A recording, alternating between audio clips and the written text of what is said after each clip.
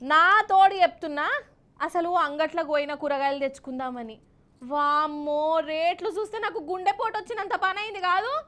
వామ్మో ఏం పిరం అసలు, ఏది కూడా 100 రూపాయలకు తక్కువ లేదు.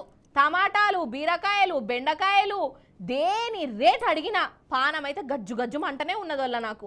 అగ చూడండి కావాలంటే మీరే. ఓరి దేవుడో, ఏందసలు ఇది?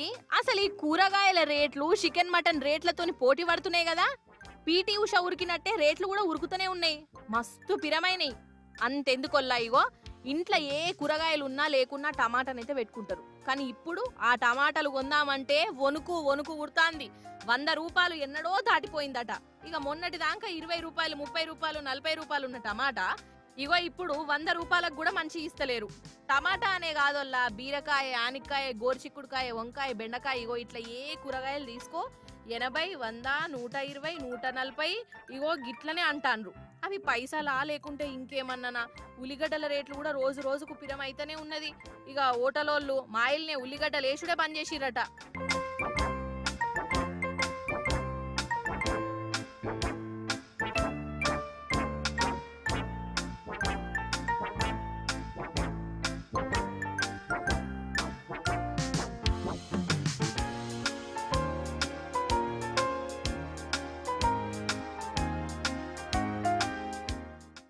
అంగట్లనే కాదోల్లా రైతు బజార్లకు పోయినా తక్కువేం లేవు రేట్లు.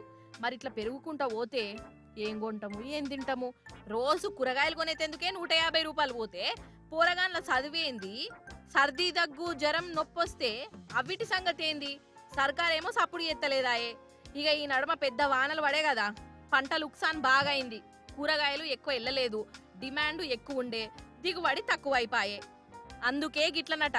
ఇక చూస్తుంటే సప్పుడేక టమాటానో బీరకాయనో దూలాకానికి ఏలాడదీసి దాన్ని చూసుకుంటా ఎండాకాలంలో పెట్టిన తొక్కుతో తినవలసి వస్తుంది కావచ్చు. అట్లనే అవుతున్నది కథ మరి.